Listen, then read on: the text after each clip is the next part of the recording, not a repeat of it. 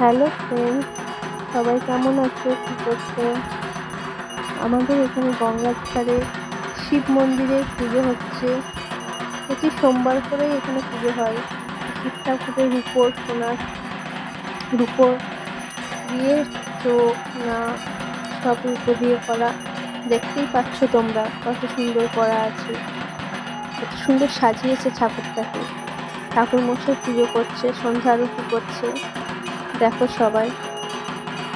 আর গঙ্গার ধারে তো খুব সুন্দর জায়গাটা, আমরা গিয়েও মাঝে মাঝে যাই, ওখানে সন্ধ্যা আরতি দেখি, খুব সুন্দর লাগে, ভালো লাগে।